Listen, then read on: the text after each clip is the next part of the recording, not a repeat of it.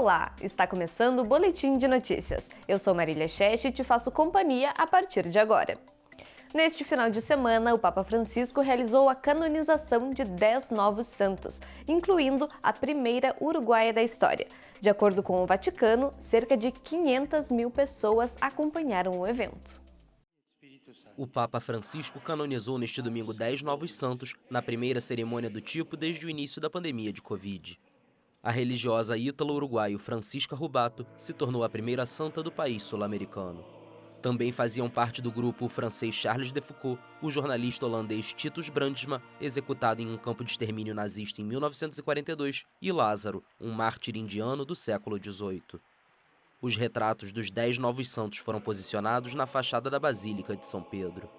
Durante a missa em latim, foi pronunciado o tradicional verso que pede que os candidatos sejam inscritos no chamado Livro dos Santos para que sejam venerados pela Igreja. Esta foi uma das canonizações mais numerosas da história, com a presença de delegações de vários países da Europa, África e América Latina, além de parentes e integrantes de ordens religiosas. Segundo dados divulgados pelo Vaticano, quase 500 mil peregrinos se reuniram na Praça de São Pedro. Vestido com paramentos sagrados de cor branca, Francisco permaneceu sentado devido às dores no joelho. Aos 85 anos, o pontífice argentino evitou usar a cadeira de rodas, como havia feito nos últimos dias, por conta da dificuldade para caminhar. Agora o assunto é acertar as contas com o leão. O prazo de entrega da declaração do imposto de renda termina no dia 31 de maio e quem não acertar o tributo dentro da data limite fica sujeito a multa. Até agora já foram enviadas mais de 21 milhões de declarações à Receita Federal. A Daniele já está acostumada. Todo ano ela entrega a declaração do imposto de renda logo no início do prazo. Eu tento sempre que possível declarar no início, até para receber antes, né, a restituição. Já o Cláudio é do time que sempre acerta as contas com o Leão aos 45 do segundo tempo. Eu sou do time da prorrogação. O prazo para a entrega da declaração do imposto de renda foi prorrogado. Vai até o dia 31 de maio. Quem não declarar a tempo fica sujeito a uma multa mínima de R$ 165,74, que pode chegar a 20% de todo o imposto devido. Além da multa, a Receita Federal pode cancelar o CPF. E sem CPF, não é possível abrir conta em banco, pedir cartão de crédito e nem prestar concurso público. O ideal é reunir todos os documentos e não deixar para a última hora. Juntar tudo e levar para o seu contador de confiança para você fazer o quanto antes, que é o ideal para você evitar, né, atropelos, multas, suspensão do seu CPF e etc. E só lembrando, deve apresentar a declaração do Imposto de Renda da Pessoa Física 2022 o contribuinte que recebeu rendimentos tributáveis superiores a R$ 28.559,70 no ano passado. Quem também recebeu rendimentos isentos, não tributáveis ou tributados exclusivamente na fonte, superiores a R$ 40 mil. Também deve declarar o imposto de renda quem, em 31 de dezembro, possuía bens ou direitos de valor total maior que R$ 300 mil.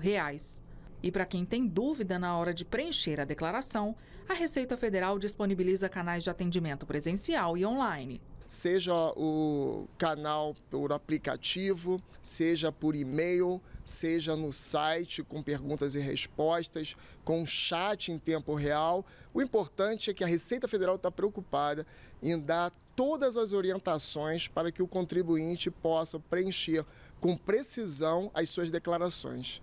E falando em imposto de renda, o governo federal lançou a opção de assinaturas digitais através do site ou do aplicativo gov.br.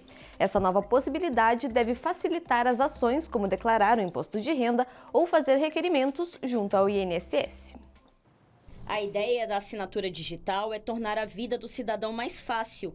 Ele não vai precisar ir ao Detran para fazer a transferência de um carro, por exemplo. A assinatura eletrônica avançada por meio da plataforma GovBR, ela permite hoje a assinatura de documentos para diversas finalidades, né? Entre elas, realizar requerimentos junto ao INSS e à Receita Federal, por exemplo, que são órgãos grandes, né? A assinatura eletrônica é gratuita. Para fazê-la, você deve acessar o portal ou o aplicativo gov.br, fazer login usando o CPF e senha, adicionar o arquivo que será assinado, definir onde sua assinatura vai ser posicionada, validar sua assinatura, baixar o documento já assinado e conferir se tudo deu certo. Os documentos assinados ficam em uma lista no gov.br.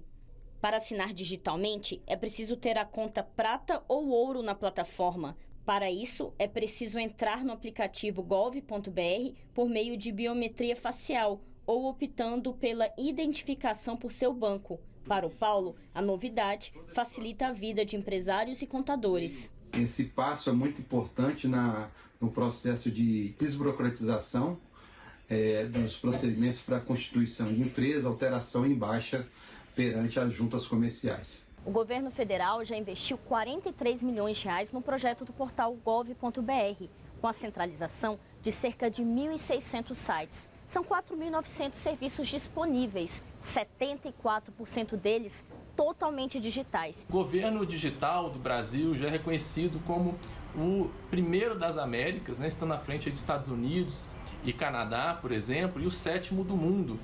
O furto de fios de cobre nos semáforos e postes de iluminação tem se tornado comum nos cruzamentos dos municípios brasileiros e traz riscos para a segurança no trânsito. Com o aumento dos registros, os órgãos de segurança estão reforçando a fiscalização. Repare nesse vídeo flagrado pelas câmeras de monitoramento da Polícia Militar, quando um homem de mochila pensa estar sozinho, sem ser observado por ninguém, e de repente começa a furtar fios de cobre de um semáforo localizado no bairro de Fátima. Em alguns minutos, os policiais o surpreendem e anunciam a prisão em flagrante.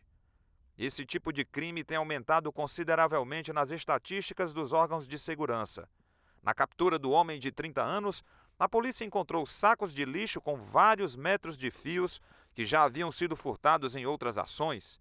No bairro de Fátima, na Serrinha, Pio XII, Aldeota, os ladrões de fios agem em diferentes áreas da cidade.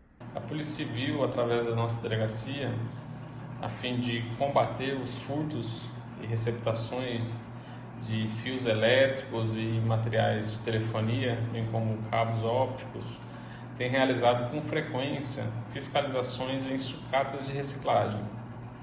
Esse é um trabalho em caráter preventivo e pedagógico, onde nós realizamos as fiscalizações a fim de localizar tais materiais e, além disso, nós procuramos orientar esses empresários para que não comprem esse tipo de material de origem duvidosa, né? Porque se assim o fizer, ele estará incorrendo num crime de receptação qualificada, onde a pena máxima pode chegar até 8 anos. O dano causado pelo furto de fios não se restringe à área onde os cabos foram arrancados. A população tem visto vários semáforos desligados sem funcionar por conta do sistema danificado, pela ação desse tipo de vandalismo que dá cadeia. A gente vem notando aqui no bairro a constante ver o sinal não tá pegando, né? Sempre apagado, diariamente. É constante, sempre quebrado. A gente está tendo esse roubo dessa parte da fiação, todo dia.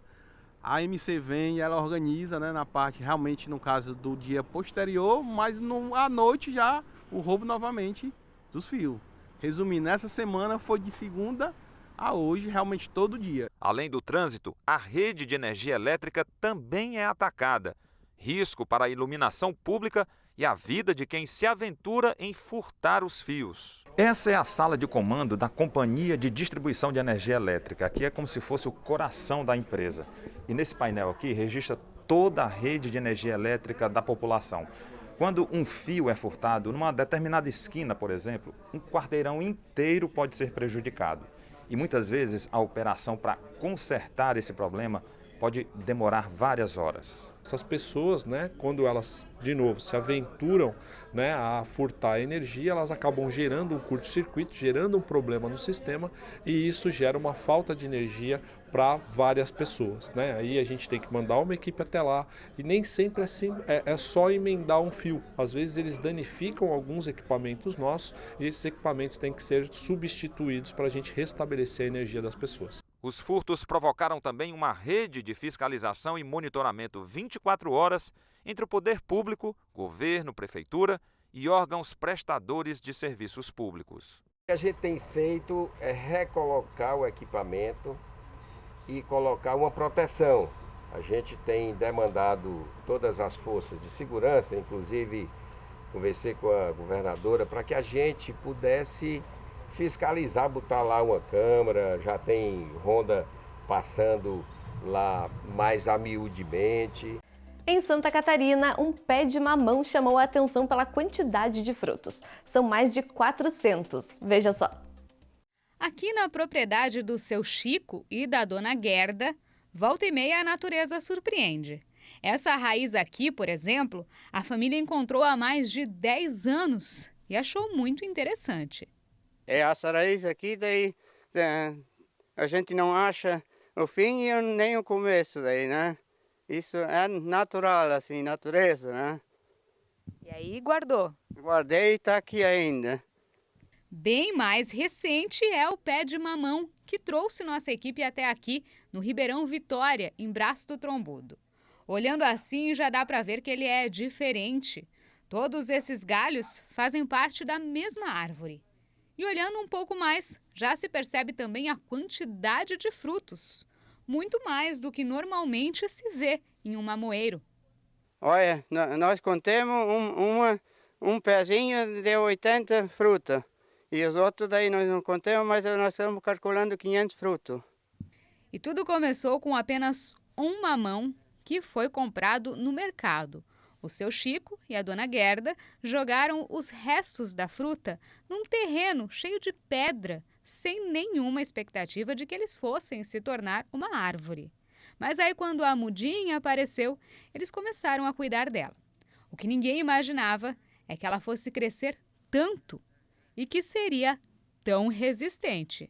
Tem 3 anos, ele não mora na geada porque nós botamos fogo no fogão e por causa do chaminé ali, a fumaça, ele não morre daí. E a fruta está ali e está carregando bem. É mesmo muito mamão.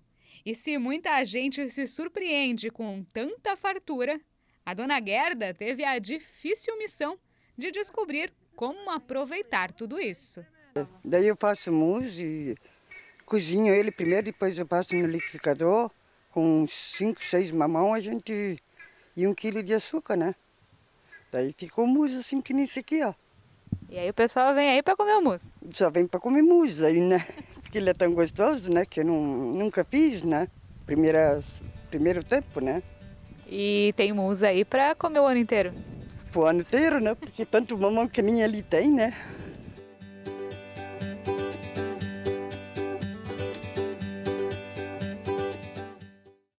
E está terminando o Boletim de Notícias. Obrigada pela sua companhia e até a próxima.